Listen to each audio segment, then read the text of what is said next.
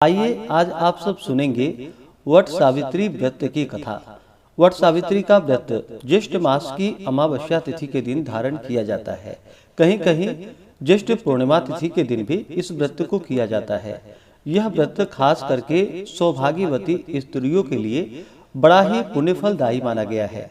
इस व्रत को सौभाग्य की प्राप्ति हेतु, पति की लंबी आयु के लिए, पुत्र पौत्रादि की प्राप्ति हेतु तथा सभी प्रकार के समृद्धि की प्राप्ति के लिए इस व्रत को धारण किया जाता है। वट सावित्री के व्रत में महिलाएं इस दिन विशेष प्रकार से वट वृक्ष के नीचे, जो कि कहीं पे बड़ का पेड़ या बरगद का पेड़ कहा जाता है, तो इसके नीचे बैठ करके इस दिन पूरे विधि विधान के साथ पूजा की जाती है। जिस प्रकार से पीपल के वृक्ष को पूजनीय माना गया है, उसी प्रकार से बड़ के पेड़ को पूजनीय माना गया है। इस दिन बड़ के पेड़ का साथ में वहाँ पर सत्यवान सावित्री, ब्रह्म सावित्री की पूजा की जाती है। इससे अटल सौभाग्य, सुख, समृद्धि का आशीर्वाद प्राप्त होता है। इस दिन पूरे विधि विधान के साथ गंध, पुष्प, धूप, दीप आदि से पूजा करनी चाहिए और फिर कच्चा सूता लपेट करके, जो कि 7 परिक्रमा की जाती है। कहीं कहीं इस व्रत को निर्जला रहते हुए धारण किया जाता है। कहीं कहीं पूजन संपन्न होने के बाद जो कि वही प्रसाद ग्रहण किया जाता है और बहुत से जगहों पर जो कि अगले दिन जाकर के व्रत का पारण किया जाता है। सभी जगह मनाने की अपनी अपनी परंपरा है, तो सभी अपनी परंपराओं के अनुसार इस व्रत को धारण करें। तो आइए सुनते हैं वट सावित्री व्रत से जुड़ी हुई पौराणिक कथा। तो बोलिए प्रेम से सावित्री माता की जय।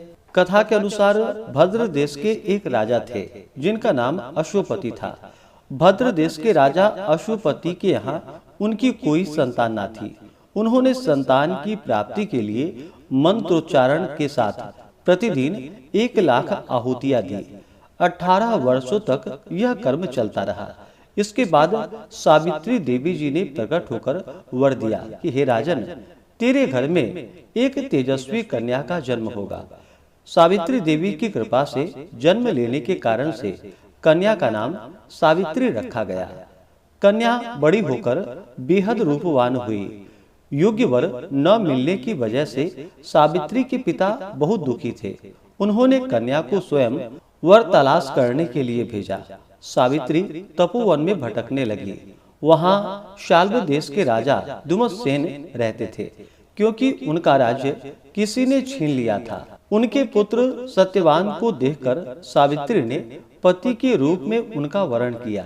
ऋषिराज नारद जी को जब यह बात पता चली, तो वह राजा अश्वपति के पास पहुँचे और कहा, हे राजन, यह क्या कर रहे हैं? सत्यवान गुणवान है, धर्मात्मा है और बलवान भी है, पर उसकी आयु बहुत छोटी है। वह अल्प आयु है।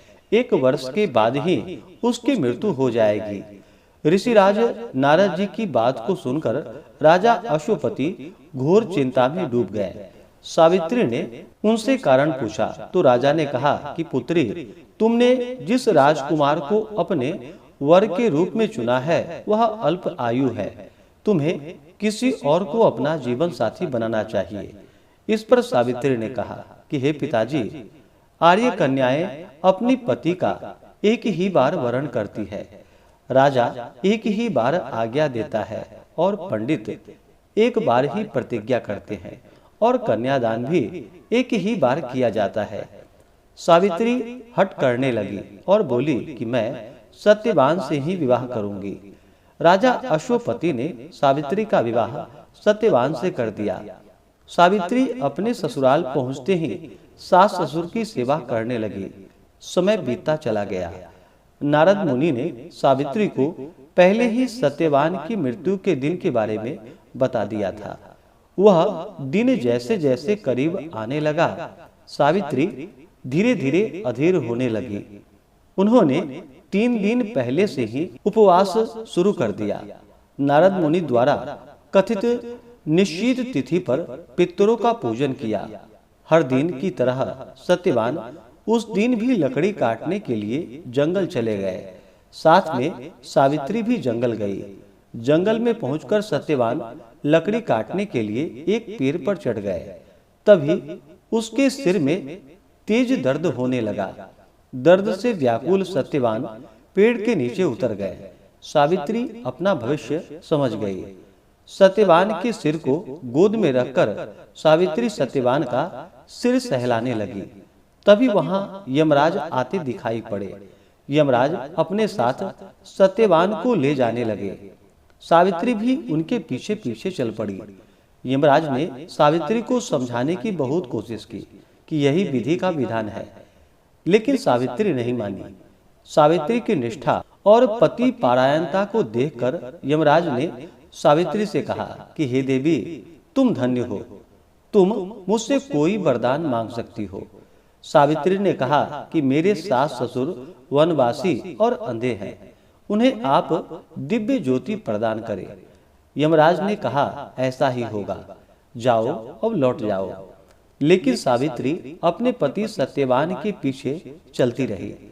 यमराज ने कहा कि हे देवी, तुम वापस जाओ।